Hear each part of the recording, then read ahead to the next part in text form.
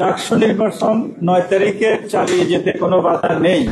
আমাদের গত কয়দিন যাবৎ যে হাইকোর্টের একটা রিট নিয়ে যে মামলা পাল্টা রায় ইত্যাদি হচ্ছিল, আজকে আমরা দুপুরের দিকে খবর পেয়েছি হাইকোর্টের পূর্ণাঙ্গ বেঞ্চে রায় হয়েছে ডাকসু নির্বাচন ৯ তারিখে চালিয়ে যেতে কোনো বাধা নেই।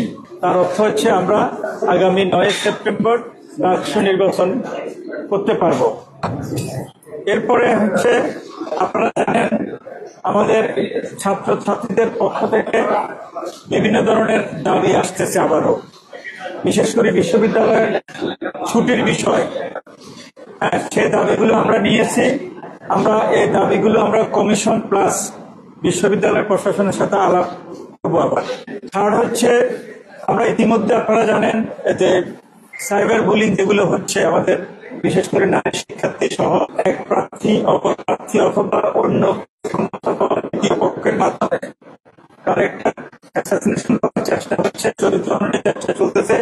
এই বিষয়ে আমরা আজকে কঠোরভাবে একটা বিজ্ঞপ্তি দিয়েছি, যাতে এই ধরনের কোনো কিছু আমরা যদি পাই আমাদের সাইবার বুলিং টাস্ক ফোর্স এটা দ্রুত ব্যবস্থা নেবে। এরপর হচ্ছে আপনারা এই যে আমরা অলরেডি বিজ্ঞপ্তিতে আপনারা চাইলে এই বিজ্ঞপ্তিটা আপনারা প্রচার করে দিতে পারেন। এরপরে হচ্ছে আমরা প্রত্যেকটি কেন্দ্র সিসিটিভি ক্যামেরা দ্বারা সম্পূর্ণভাবে নিয়ন্ত্রিত থাকবে, এই বিষয়ে কোনো ধরনের ছাড় দেওয়া হবে না। তারপরে হচ্ছে আমাদের আপনারা জানেন ভোট কেন্দ্র সংখ্যা, তারপরে হচ্ছে ভোটিং টাইম, প্রতিটা ভোটার দিতে কতক্ষণ সময়, ভোট দিতে কতক্ষণ সময় লাগবে, এ নিয়ে কিন্তু এখনো বিভিন্ন ধরনের সংখ্যা কাজ করতেছে অনেকের মাঝে।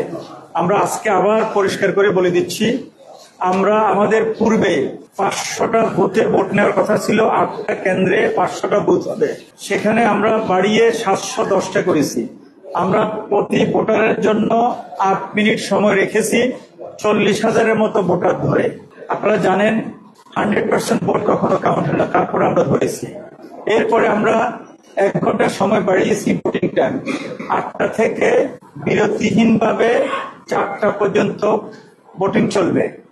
এরপরে আমাদের যে ভোটিং কেন্দ্রে আঙ্গিনা থাকবে, 4টার আগে আঙ্গিনার ভিতর কেউ উপস্থিত হয়ে গেলে সেই সংখ্যা যদি 10, 20, 50 হয়, সেগুলোকে আমরা কেন্দ্রে নিয়ে ভোটদানের ব্যবস্থা করব।